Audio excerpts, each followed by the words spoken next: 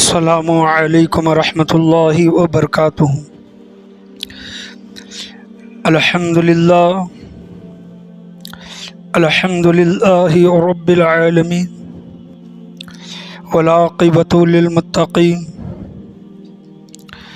الصلاۃ والسلام علی سید الانبیاء والمرسلین وعلی آلہ وصحبہ اجمعین، اما بعد فاعوذ باللہ من الشیطان الرجیم، بسم اللہ الرحمن الرحیم۔ وما هو علی الغیب بضنین، صدق اللہ ومولانا رسولہ النبی الامین المکین الکریم، وعلی آلہ الشاہدین والشاکرین والحمد للہ رب العالمین۔ تقریر کا آغاز کرنے سے پہلے بہتر اور مناسب ہے کہ ہم اور آپ مل کر اپنے غلامی کا ثبوت دیتے ہوئے گنبد خضرا میں آرام فرمانے والے آقا حضور تاجدار مدینہ سرور و قلب سینہ جناب احمد مجتبیٰ محمد مصطفیٰ صلی اللہ علیہ وسلم کی بارگاہ گوہربار میں درود و سلام کا ہدیہ نشاور کرے۔ پڑھیے باواز بلند، اللہم صلی علی محمد وعلی آل محمد وبارک سلم صلو علیہ، الصلاۃ والسلام علیک یا رسول اللہ صلی اللہ تعالی علیہ وسلم۔ اور ایک مرتبہ نبی اور آل نبی کے بارگاہ میں درود و سلام کا ہدیہ نشاور کریں، اللہم صلی علی محمد وعلی آل محمد وبارک سلم صلو علیہ، الصلاۃ والسلام علیک یا رسول اللہ صلی اللہ تعالی علیہ وسلم۔ الحمدللہ، آج یہ تیسرا جمعہ چل رہا ہے علم غیب مصطفیٰ صلی اللہ تعالی علیہ وسلم کے متعلق۔ میں آج آپ کے سامنے بیان کرنے کے لیے کھڑا ہوا ہوں۔ اللہ تبارک و تعالی 30واں پارہ ہے سورہ تکویر میں ارشاد فرماتا ہے اپنے نبی کریم صلی اللہ تعالی علیہ وسلم کے متعلق۔ میں نے آپ کے سامنے خطبے کے بعد آیت تلاوت فرمائی۔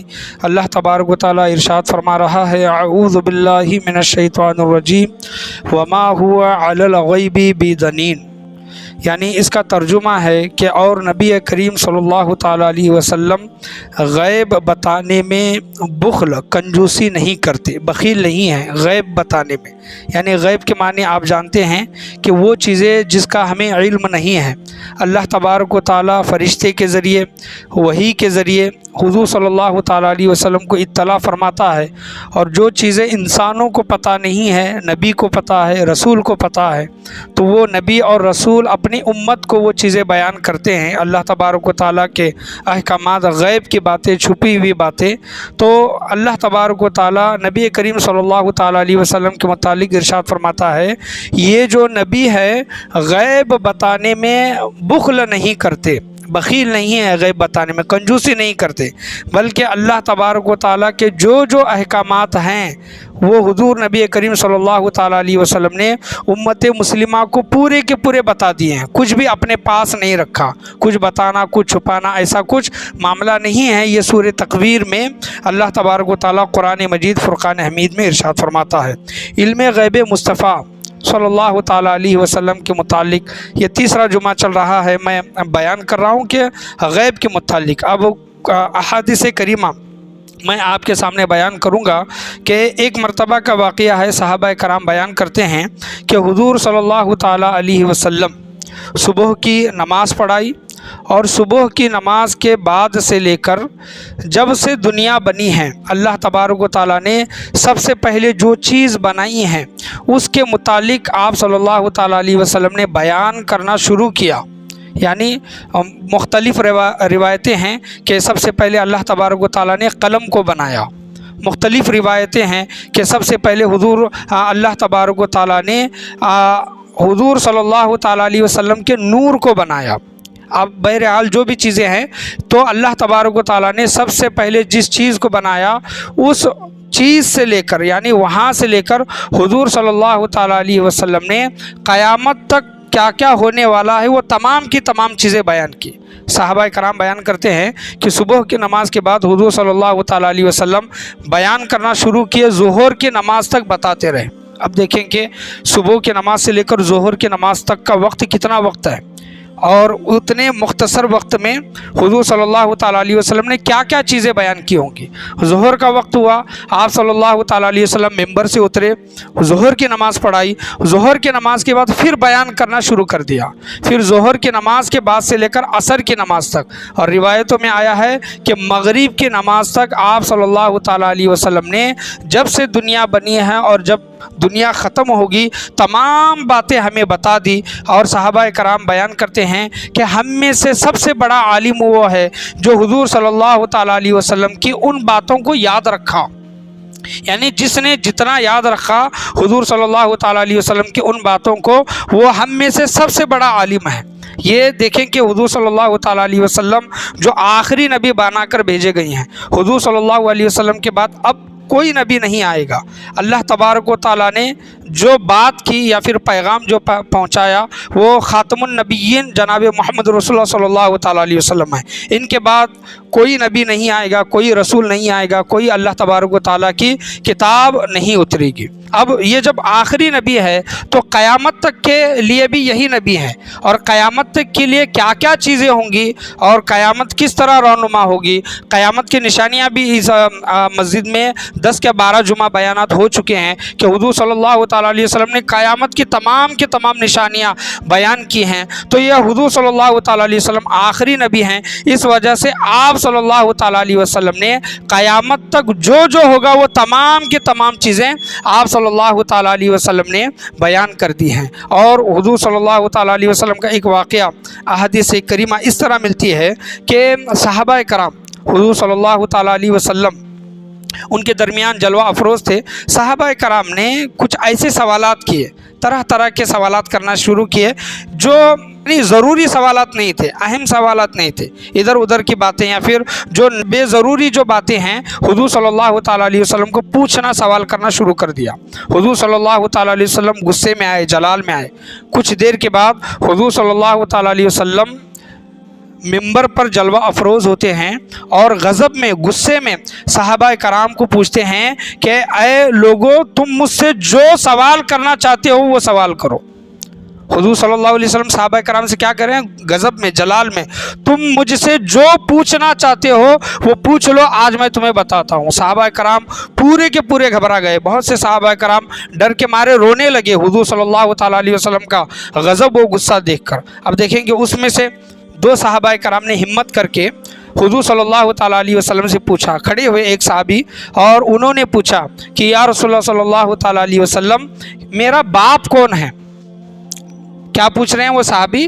یا رسول اللہ میرا باپ کون ہے؟ یعنی اس صحابی کے متعلق یہ تھا کہ وہ اپنے باپ کے اصل نہیں ہے، یعنی ان کے باپ کے نام کو لے کر، باپ کو لے کر لوگوں میں شک و شبہ تھا، لوگ کہتے تھے کہ تم ناجائز ہو۔ تو وہ صحابی کھڑے ہوئے کہ آج بہترین موقع ہے، حضور صلی اللہ تعالیٰ علیہ وسلم کا دریائے علم جوش مار رہا ہے۔ حضور صلی اللہ علیہ وسلم کہہ رہے ہیں کہ آج جو پوچھنا چاہتے ہو پوچھو، میں تمہیں بتاؤں گا۔ صحابی رسول کھڑے ہوئے اور انہوں نے کہا کہ یا رسول اللہ میرے والد کون ہیں؟ اب دیکھیں کہ وہ صحابی کی عمر 25 سال، 30 سال، 40 سال ہوگی۔ اب 30-40 سال پہلے کہ ان کے باپ کون تھے یہ حضور صلی اللہ تعالیٰ علیہ وسلم کو کیسے معلوم؟ یعنی جو چیز 30-40 سال پہلے جو چیز ہو چکی ہے وہ کس طرح معلوم؟ تو حضور صلی اللہ تعالیٰ علیہ وسلم کا دریائے علم جوش میں آتا ہے اور کہتے ہیں کہ تمہارا باپ حذیفہ ہے۔ کیا ہے؟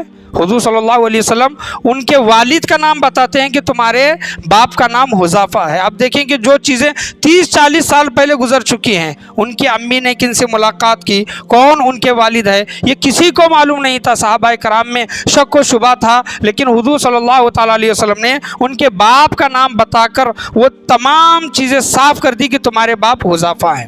ایک صحابی پھر کھڑے ہوئے، دوسرے صحابی، اور کہنے لگے کہ یا رسول اللہ صلی اللہ علیہ وسلم میرا ٹھکانہ کہاں ہے؟ یہ غیب کی باتیں میں آپ کے سامنے بیان کر رہا ہوں۔ جو لوگ یہ کہتے ہیں کہ حضور صلی اللہ علیہ وسلم علم غیب نہیں جانتے، کل کیا ہونے والا ہے، دوسرے دن کیا ہونے والا ہے، یہ حضور صلی اللہ تعالیٰ علیہ وسلم کو بھی معلوم نہیں ہے، تو غیب کی باتیں دیکھیں کہ ایک صحابی نے پاسٹ کا سوال کیا، یعنی جو گزر چکا ہے اس کا سوال کیا، اور ایک صحابی فیوچر کا سوال کر رہے ہیں، بھوشیہ کا، کہہ رہے ہیں کہ یا رسول اللہ میرا ٹھکانہ کہاں ہے؟ حضور صلی اللہ علیہ وسلم کہتے ہیں کہ تمہارا ٹھکانہ جہنم ہے۔ کیا کہتے ہیں اس شخص سے کہ تمہارا ٹھکانہ جہنم ہے، یعنی وہ انسان کس حال میں رہے گا، مرتے وقت ایمان پر مرے گا یا پھر نہیں مرے گا، اور وہ جہنم میں جائے گا یا پھر جنت میں جائے گا۔ حضور صلی اللہ تعالیٰ علیہ وسلم کو اس کا بھی علم ہے۔ جب اس شخص نے کھڑے ہو کر جب سوال کیا کہ یا رسول اللہ میرا ٹھکانہ کہاں ہے، کہاں ہوگا، تو حضور صلی اللہ علیہ وسلم نے فرمایا کہ تمہارا ٹھکانہ جہنم ہے۔ یہاں تک حضور صلی اللہ تعالیٰ علیہ وسلم بیان کرتے ہیں، صحابہ کرام کے اقوال ہے کہ جب سے دنیا بنی ہے اور جب دنیا ختم ہوگی، حساب و کتاب کا دن جب ختم ہو جائے گا، حساب ہوگا کون شخص جنت میں جائے گا، کون شخص جہنم میں جائے گا، حضور صلی اللہ تعالیٰ علیہ وسلم ایک ایک شخص کا نام، ایک ایک انسان کا نام جانتے ہیں کہ کون شخص جنت میں جائے گا اور کون شخص جہنم میں جائے گا۔ یہاں تک کا علم اللہ تبارک و تعالیٰ نے حضور نبی کریم صلی اللہ تعالیٰ علیہ وسلم کو عطا فرمایا ہے۔ بہت سے لوگوں کا یہ سوال ہے کہ بعض چیزوں میں حضور صلی اللہ تعالیٰ علیہ وسلم کو علم تھا، بعض چیزوں میں علم نہیں تھا، یہ کہتے ہیں۔ اب ان سے پوچھا جائے کہ کن چیزوں میں حضور صلی اللہ علیہ وسلم کو علم تھا اور کن چیزوں میں علم نہیں تھا، تو وہ حدیثیں وغیرہ پیش کریں گے، لیکن ہم قرآن مجید فرقان حمید کی آیت میں آپ کے سامنے پیش کرتا ہوں۔ پہلے جمعہ میں نے آپ کے سامنے بیان کیا تھا، اللہ تبارک و تعالیٰ قرآن مجید فرقان حمید میں 5واں پارہ ہے، 14واں رکوع ہے، اللہ فرماتا ہے اعوذ باللہ من الشیطان الرجیم وعلمک ما لم تکن تعلم وکان فضل اللہ علیک عظیما۔ ترجمہ ہے اس آیت کا کہ اے نبی کریم صلی اللہ علیہ وسلم، اور تمہیں سکھا دیا گیا جو کچھ تم نہ جانتے تھے، اور تمہیں سکھا دیا گیا یعنی تمہیں علم عطا کیا گیا جو کچھ تم نہ جانتے تھے، وَكَانَ فَضْلُ اللَّهِ عَلَيْكَ عَظِيمًا، اور اللہ کا تم پر بڑا فضل ہے۔ اور جو لوگ یہ کہتے ہیں کہ حضور صلی اللہ علیہ وسلم کو اس چیز کا علم نہیں تھا، تو ہم ان کے سامنے یہ آیت پیش کرتے ہیں، تم یہ کہتے ہو کہ حضور صلی اللہ علیہ وسلم کو اس چیز کے متعلق معلوم نہیں تھا، اللہ فرماتا ہے کہ اے حبیب جو کچھ تم نہیں جانتے تھے ہم نے آپ کو سکھا دیا۔ لوگ کہتے ہیں کہ نہیں جانتے، اور اللہ تبارک و تعالیٰ فرماتا ہے اے حبیب تم جو نہیں جانتے ہم نے تمہیں سکھا دیا۔ اب بولو کہ ہم لوگوں کی باتوں کو مانیں کہ اللہ تبارک و تعالیٰ کی باتوں کو مانیں؟ میں پہلے جمعہ ایک چیز بیان کیا تھا کہ ایک بچہ ہے 5ویں میں پڑھتا ہے، اور ایک سر آ کر اس سے 10ویں کا سوال کر رہا ہے، تو وہ 5ویں کا بچہ 10ویں کے سوالات نہیں دے سکتا، جوابات نہیں دے سکتا۔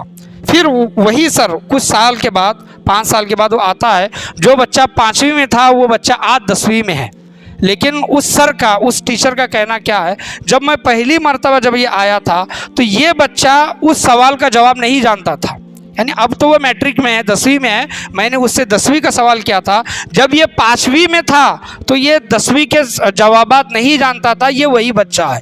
تو حضور صلی اللہ تعالیٰ علیہ وسلم کے متعلق یہ ایک مثال دے کر بیان کرتے ہیں کہ حضور صلی اللہ تعالیٰ علیہ وسلم کو جو علم جو ملنا ہے یہ پورا کے پورا ایک ساتھ میں عطا نہیں ہوا، بلکہ تھوڑا تھوڑا تھوڑا کر کے حضور صلی اللہ تعالیٰ علیہ وسلم کی آخری عمر میں اللہ تبارک و تعالیٰ نے حضور صلی اللہ تعالیٰ علیہ وسلم کی پورا کے پورا علم عطا فرمایا۔ جیسا کہ قرآن مجید فرقان حمید کی میں آیت آپ کے سامنے پڑھتا ہوں کہ اے حبیب جو کچھ آپ نہیں جانتے تھے ہم نے آپ کو سکھا دیا۔ اب جو لوگ بولیں گے کہ حضور صلی اللہ علیہ وسلم کو یہ نہیں پتا تھا، تو یہ آیت پیش کریں کہ اللہ تو فرماتا ہے کہ جو کچھ آپ نہیں جانتے تھے، لوگ کہیں گے نا کہ اس کے بارے میں نہیں جانتے تھے، تو اللہ تبارک و تعالیٰ نے اس کا بھی علم حضور صلی اللہ تعالیٰ علیہ وسلم کو عطا فرمایا۔ لوگ یہ کہیں گے حضور صلی اللہ علیہ وسلم کو اس چیز کے بارے میں پتہ نہیں تھا، اللہ تبارک و تعالیٰ نے اس کا بھی علم اللہ تبارک و تعالیٰ نے حضور صلی اللہ تعالیٰ علیہ وسلم کو عطا فرمایا۔ ما کانا وما یکون، ما کانا وما یکون، یہ جو بولا جاتا ہے کہ اللہ تبارک و تعالیٰ نے حضور صلی اللہ تعالیٰ علیہ وسلم کو ما کانا وما یکون کا علم عطا فرمایا، یہ ما کانا وما یکون کے معنی کیا ہے؟ جو کچھ گزر چکا ہے اور جو کچھ گزرنے والا ہے، یعنی جو کچھ ہو چکا ہے، جو کچھ ہونے والا ہے، اللہ تبارک و تعالیٰ نے وہ تمام کے تمام چیزوں کا علم عطا فرمایا ہے۔ اب دیکھیں کہ حضرت آدم علیہ السلام کا واقعہ، موسیٰ علیہ السلام کا واقعہ، اور عیسیٰ علیہ السلام کا واقعہ، مریم علیہ السلام کا واقعہ ہم قرآن مجید فرقان حمید میں دیکھتے ہیں کہ حضور صلی اللہ تعالیٰ علیہ وسلم پچھلی امتوں کے احوال بیان کرتے ہیں، تو یہ علم کہاں سے آ رہا ہے؟ یہ اللہ تبارک و تعالیٰ کی طرف سے آ رہا ہے۔ ہم یہ نہیں کہتے حضور صلی اللہ علیہ وسلم کے پاس اگر ذرہ برابر بھی علم ہے تو وہ حضور صلی اللہ تعالیٰ علیہ وسلم کا نہیں ہے، بلکہ اللہ تبارک و تعالیٰ کا عطا کردہ علم ہے۔ ہمارا یہ دعویٰ ہی نہیں ہے، ہمارا یہ عقیدہ ہی نہیں ہے کہ حضور صلی اللہ تعالیٰ علیہ وسلم کے پاس جو علم ہے وہ ان کا ذاتی ہے، بلکہ ذرہ برابر بھی حضور صلی اللہ علیہ وسلم کے پاس جو علم ہے وہ اللہ تبارک و تعالیٰ کا عطا کیا ہوا علم ہے۔ پہلے جمعہ میں ایک آیت آپ کے سامنے پڑھی تھی، لیکن اس کا ترجمہ آیت ایک ہو گئی، ترجمہ ایک ہو گیا کہ وَلَسَوْفَ يُعْتِيكَ رَبُّكَ فَتَرْضَىٰ۔ اس کا ترجمہ میں نے یہ کیا تھا کہ آپ کی ہر آنے والی گھڑی پچھلے والی گھڑی سے بہتر ہوگی، لیکن اس کا یہ معنی نہیں ہے، بلکہ وَلَلْآخِرَةُ خَيْرٌ لَكَ مِنَ الْأُولَىٰ، یعنی آپ کی ہر آنے والی گھڑی پچھلے گھڑی سے بہتر ہوگی۔ یہ کیوں بیان کر رہی ہیں کہ حضور صلی اللہ تعالیٰ علیہ وسلم اعلان نبوت کے بعد تھوڑا کر کے اللہ تبارک و تعالیٰ نے حضور صلی اللہ تعالیٰ علیہ وسلم کو علم عطا فرمایا۔ اسی طرح کہ ایک بچہ ہے 5ویں میں ہے، وہ اتنا نہیں جانتا، جب وہ 6ٹھی کو جائے گا، 7ویں کو جائے گا، 8ویں 9ویں 10ویں کو جائے گا، جس طرح اس کی عمر بڑھے گی اس کے علم میں اضافہ ہوگا، اسی طرح حضور صلی اللہ تعالیٰ علیہ وسلم کی عمر مبارک میں اعلان نبوت کے بعد تھوڑا کر کے ان کے علم میں اضافہ ہوا، اللہ تبارک و تعالیٰ نے ان کو وہ چیزیں عطا فرمائیں۔ اسی وجہ سے اللہ تبارک و تعالیٰ سورہ والضحیٰ میں فرماتا ہے کہ وَلَلْآخِرَةُ خَيْرٌ لَكَ مِنَ الْأُولَىٰ، آپ کی ہر آنے والی گھڑی پچھلے والی گھڑی سے بہتر ہوگی۔ اور حضور صلی اللہ علیہ وسلم صحابہ کرام کو جب دیکھتے، صحابہ کرام کبھی ہنس رہی ہیں، کبھی آخرت وغیرہ کی یاد نہیں ہے، تو حضور صلی اللہ علیہ وسلم صحابہ کرام کو ایک جملہ بیان کیا کرتے تھے کہ اے میرے صحابہ، جو کچھ میں دیکھتا ہوں اور جو کچھ میں سنتا ہوں، اگر تم دیکھ لیتے یا پھر تم سن لیتے تو تم ہنستے کم روتے زیادہ۔ کیا کرتے؟ ہنستے کم روتے زیادہ، کیونکہ اللہ تبارک و تعالیٰ نے حضور صلی اللہ علیہ وسلم کو وہ آنکھ وہ کان عطا فرمائے تھے کہ قبر کے اندر مردے کے ساتھ کیا معاملہ ہو رہا ہے یہ حضور صلی اللہ تعالیٰ علیہ وسلم بخوبی دیکھا کرتے تھے، سنا کرتے تھے۔ یہ انسان نہیں دیکھ سکتے، یعنی قبر کے اندر کسی کو عذاب یا پھر ثواب مل رہا ہے سوائے انسانوں کے اور جنات کے، یہ کوئی بھی نہیں جان سکتا، یعنی یہ انسان اس سے بے خبر ہے، جنات اس سے بے خبر ہے، اور اللہ تبارک و تعالیٰ کی ہر مخلوق جانتی ہے کہ مردے کے ساتھ کیا معاملہ ہو رہا ہے۔ لیکن حضور صلی اللہ تعالیٰ علیہ وسلم کو وہ تمام چیزیں عطا فرمائی تھی کہ حضور صلی اللہ علیہ وسلم قبر کے اندر کا حال دیکھ کر لوگوں کو بیان کرتے تھے کہ مردہ کس حال میں ہے۔ اور ایک مرتبہ کا واقعہ ہے کہ فتح مکہ کے بعد دیکھیں کہ حضور صلی اللہ تعالیٰ علیہ وسلم لوگوں کی دلوں کی خبر بھی رکھتے ہیں۔ فتح مکہ کے بعد جب فتح مکہ ہوا، حضور صلی اللہ علیہ وسلم صحابہ کرام کے ساتھ طواف کر رہی ہیں، اور حضرت ابو سفیان اس وقت ایمان لے کر آئے تھے، لیکن جب حضور صلی اللہ علیہ وسلم کے ساتھ صحابہ کرام کا وہ طواف کرنا، وہ منظر حضرت ابو سفیان نے دیکھا تو ان کے دل میں ایک خیال آیا۔ دل میں اگر کوئی خیال آئے تو اس پر کوئی گرفت نہیں ہے، اس پر کوئی گناہ نہیں ہے۔ جو دل کے خیالات ہیں، وسوسے ہیں، اللہ تبارک و تعالیٰ نے امت محمدی پر معاف کر دیے ہیں۔ یاد رکھیں کہ دل میں جو خیال آتا ہے، تو حضرت ابو سفیان کے دل میں یہ خیال آیا کہ اگر محمد صلی اللہ علیہ وسلم کے صحابہ کے جیسا میرے پاس اگر لشکر ہوتا تو میں ان پر پھر حملہ کرتا۔ یہ کس کے دل میں خیال آیا؟ حضرت ابو سفیان کے دل میں خیال آیا۔ حضور صلی اللہ علیہ وسلم کے ساتھ صحابہ کرام کیا کر رہے ہیں؟ طواف کر رہے ہیں۔ حضور صلی اللہ علیہ وسلم حضرت ابو سفیان کے پاس آتے ہیں اور اپنے دونوں ہاتھ اس کے کندھوں پر رکھتے ہیں اور کہتے ہیں کہ اے ابو سفیان، اگر تو پھر حملہ کرتا تو اللہ تبارک و تعالیٰ تجھے پھر ذلیل کرتا۔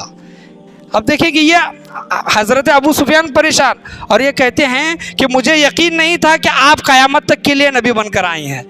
اور یہ واقعہ رات میں اپنی بیوی حضرت ہندا سے کہتا ہے کہ یہ معاملہ ہوا، اور حضور صلی اللہ تعالیٰ علیہ وسلم دوسرے دن پھر بیان کرتے ہیں کہ تمہاری اور تمہاری بیوی کے درمیان یہ باتیں ہوئی۔ تو پہلی مرتبہ تو حضرت ابو سفیان ایمان لے کر آئے، دوسری بار پھر کلمہ پڑھا، لیکن علم غیب مصطفیٰ صلی اللہ تعالیٰ علیہ وسلم دیکھ کر وہ ایمان لے کر آئے۔ یعنی حضور صلی اللہ علیہ وسلم غیب کی خبر، لوگوں کے دلوں کا حال کیا ہے، یہ بھی حضور صلی اللہ تعالیٰ علیہ وسلم جانتے ہیں۔ حضور صلی اللہ علیہ وسلم ایک مرتبہ کا واقعہ بیان کرتے ہیں، علماء کرام نے بیان کیا ہے کہ یہ حقیقتاً بھی واقعہ ہے اور خواب میں بھی واقعہ ہے۔ بہرحال جو بھی ہے حقیقت میں ہے یا پھر خواب میں ہے، اور نبی کا خواب بھی وہی ہوتا ہے، یاد رکھیں۔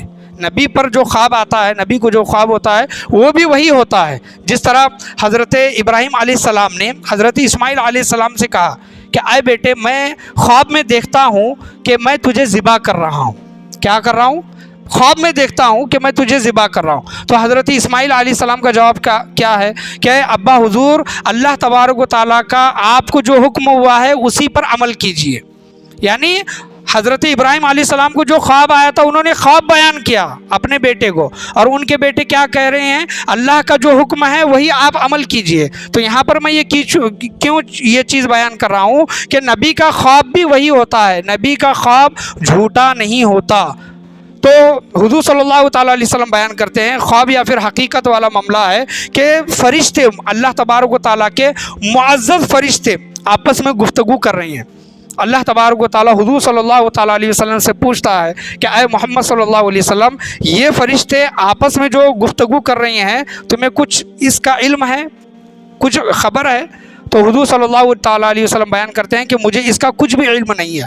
حضور صلی اللہ علیہ وسلم بیان کرتے ہیں کہ اللہ تبارک و تعالیٰ اپنے شان کے مطابق اپنا دست اقدس یعنی اپنا ہاتھ مبارک، حالانکہ اللہ تبارک و تعالیٰ کا ہاتھ نہیں ہے، اللہ تبارک و تعالیٰ ہاتھ سے پاک ہے، پیر سے پاک ہے، جس طرح ہمارے ہاتھ پیر ہیں اس سے پاک ہے۔ لیکن ایک چیز بیان کرنے کے لیے، سمجھانے کے لیے حضور صلی اللہ تعالیٰ علیہ وسلم بیان کرتے ہیں کہ اللہ تبارک و تعالیٰ اپنے شان کے مطابق اپنا ہاتھ مبارک، اپنا دست مبارک میری پشت مبارک پر رکھا۔ یہ حضور صلی اللہ علیہ وسلم بیان کر رہے ہیں کہ میری پشت مبارک پر رکھا، تو اس ہاتھ کی ٹھنڈک میں نے اپنے سینے میں محسوس کی، یعنی ہاتھ کہاں رکھا؟ پیچھے، اور اس کی ٹھنڈک کہاں محسوس کی؟ سینے میں محسوس کی۔ وہ ہاتھ رکھنے کی دے رہا ہے، دست مبارک رکھنے کی دے رہا ہے۔ زمین و آسمان میں جو چیزیں ہیں، حضور صلی اللہ علیہ وسلم کیا بیان کرتے ہیں کہ زمین و آسمان میں چھپی ہوئی ظاہر جتنی بھی چیزیں ہیں مجھے تمام چیزوں کا علم ہو گیا۔ اب جو لوگ یہ کہتے ہیں کہ نعوذ باللہ من ذالک، نبی کو پیٹھ کے پیچھے کی خبر نہیں، دیوار کے پیچھے کی خبر نہیں، تو حضور صلی اللہ تعالیٰ علیہ وسلم نے آنے والی قیامت تک کیا کیا ہوگا، کیا کیا چیزیں ہوں گی آنے والی قیامت تک، ان تمام چیزوں کی خبر حضور صلی اللہ تعالیٰ علیہ وسلم نے دے دی ہے۔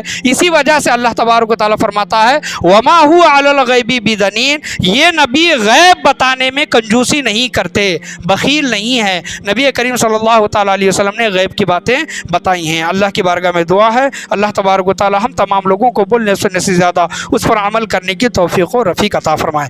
آج کے بیان میں، آج کے درس میں، بولنے میں، سننے میں، سمجھنے میں یا پھر سمجھانے میں کسی بھی قسم کی غلطی، کمی بیشی، کوتاہی، خامی، بھول چوک ہوئی ہو، اللہ تبارک و تعالیٰ محض اپنے فضل و کرم سے اسے معاف عطا فرمائے۔ لا الہ الا اللہ محمد الرسول اللہ صلی اللہ تعالیٰ علیہ وسلم، وآخر دعوانا ان الحمدللہ رب العالمین۔ ایک اعلان ہے، امن نگر میں چھوٹی بچیوں کا سمر کیمپ چل رہا ہے۔ یہ 16 اپریل سے لے کر 25 تاریخ تک، یعنی 40 دن کا سمر کیمپ ہے، اور 10 بجے سے لے کر 2 بجے تک۔